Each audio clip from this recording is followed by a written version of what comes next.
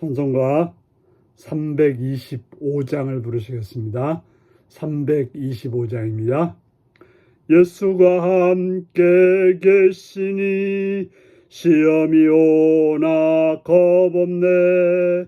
기쁨의 근원 되시는 예수를 위해 삽시다.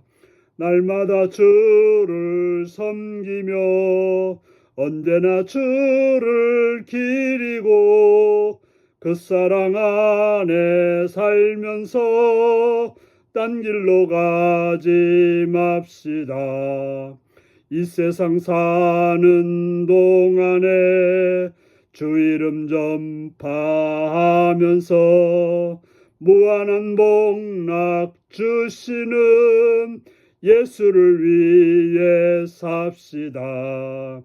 날마다 주를 섬기며 언제나 주를 기리고 그 사랑 안에 살면서 딴 길로 가지 맙시다.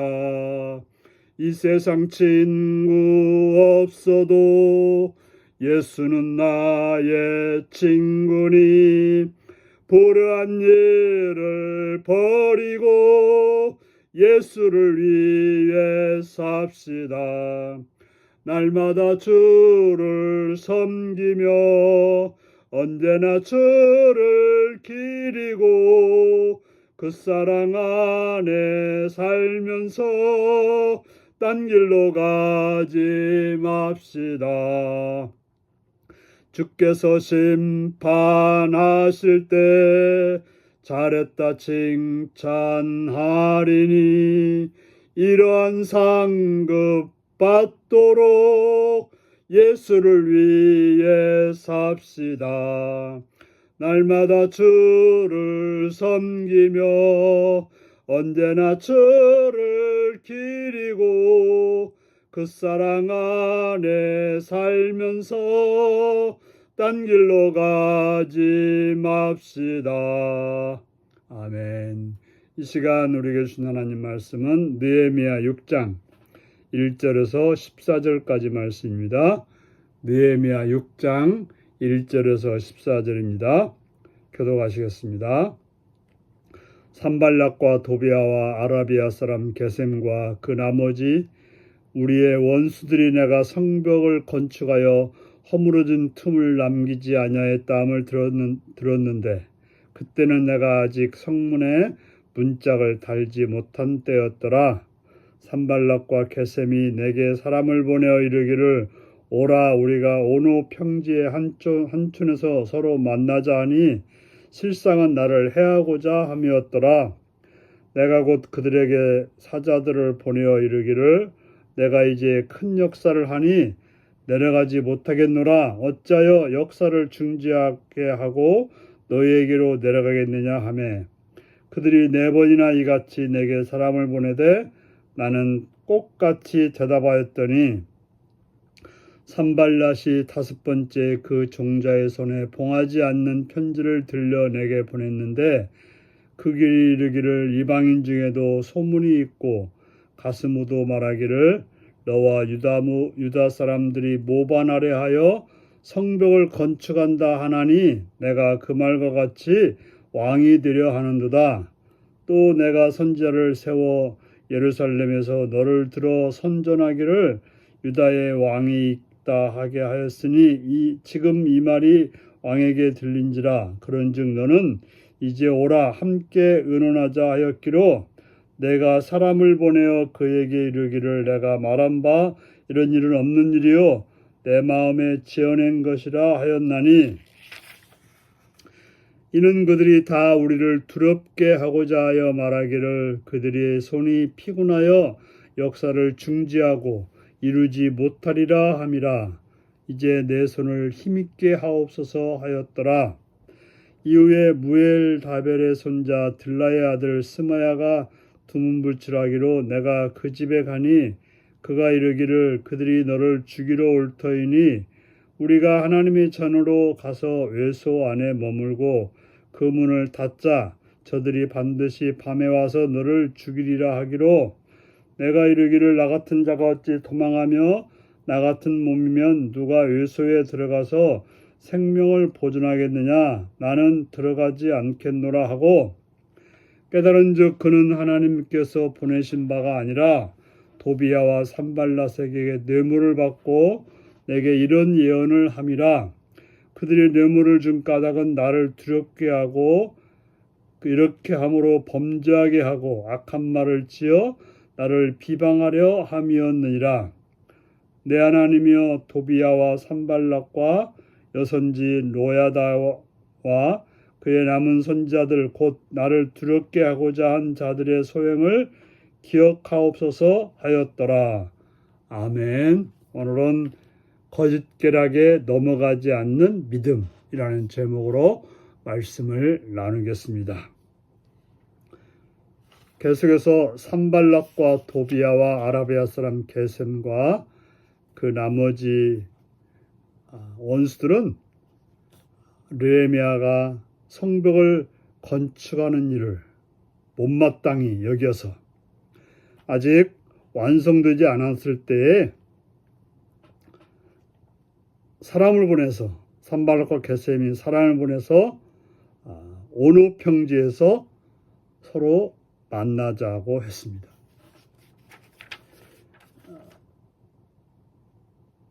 실상은 오노 평지에서 느헤미야를 암살하려고 계획하고 그렇게 만나자고 했던 것입니다. 그들은 무려 4번이나 계속해서 느헤미야를 만나자고 했지만 그들의 계략을 간파한 느헤미야는 이를 거절합니다. 그러자 그들은 5번째 봉하지 않는 편지를 써서 보냅니다. 거기에 뭐라고 되어 있는가 하면 느헤미야가 반역을 일으키려 한다는 그런 소문을, 그러니까 봉하지 않았으니까 아무나 볼 수 있도록 해서 소문을 냈던 거죠. 반역이라고 하는 것은 당시에는 참 무서운 삼족을 멸하는, 우리가 같으면 삼족을 멸하는 그런 위험한 상황이었던 것입니다. 하지만 느헤미야는 그런 어떤 두려움에 넘어가지 않고 그 두려움 가지고 그들의 말에 따르지 않고 거기를 극복하게 됩니다. 그리고 그가 한 일은 하나님께 이 상황을 잘 헤쳐나갈 수 있도록 힘을 달라고, 지혜를 달라고 간구했던 것입니다. 우리가 해야 될 일은 그 두려움에 빠져서 그 두려움 때문에 결정하고 행동하면 잘못된 결정이 되고 우리가 패망하는 길로 갈 수 있습니다. 하지만 그때 우리가 해야 될 일은 하나님께 나가서 기도해서 하나님이 주시는 지혜와 계략을 통해서 그들을 물리칠 수 있게 되는 것입니다. 우리가 그럴 때 할 일은 그들의 말을 따르는 것이 아니라 하나님께서 뭐라고 말씀하실지를 묻고 구하는 것이 필요한 것입니다. 바로 하나님의 사람들은 거짓 정보를 분별하는 지혜가 필요합니다. 그러려면 두려움에 따라서 결정하는 것이 아니라 하나님께 기도하고 하나님이 진정으로 원하는 뜻이 어디 있는지를 살펴야 되는 것입니다. 그들이 오노 평지에 와서 죽이려고 했지만 그러지 못하자 예루살렘 안에서 느헤미야를 해치려고 합니다. 그들에게 매수된 스마야는 느헤미야에게 자객이 죽이러 올 것이니 성소에 가서 숨자고 합니다.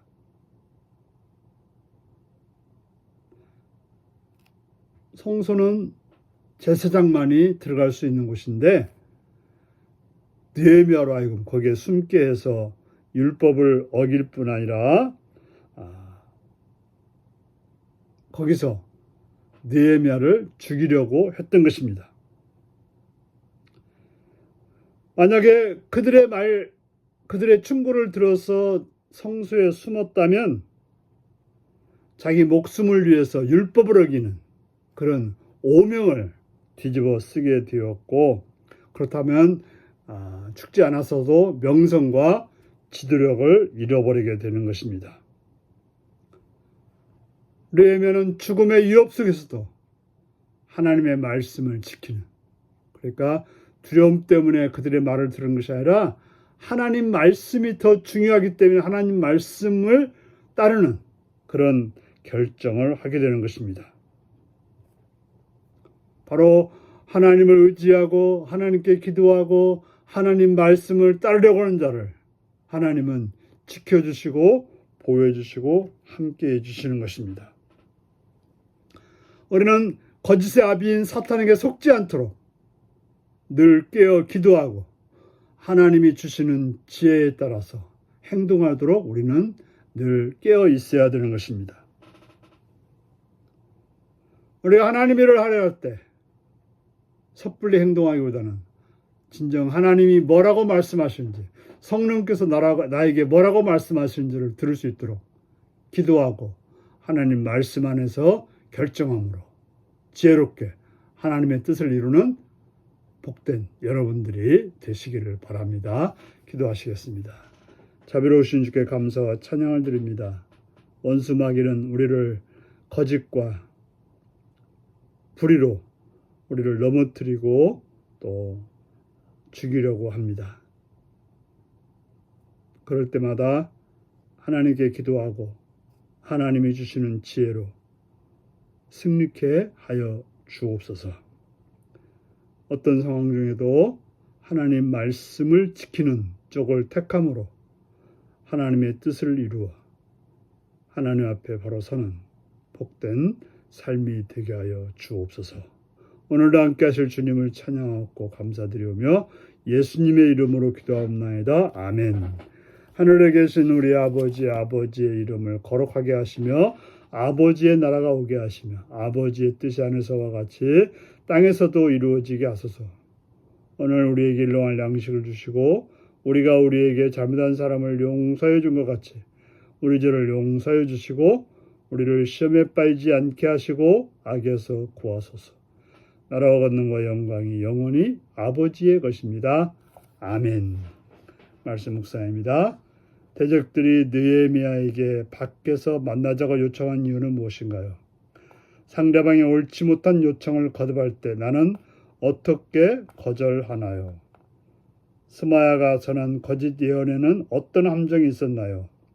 하나님의 말씀을 지키는 일과 나의 안위를 지키는 일 중에 나는 어느 편을 택하나요?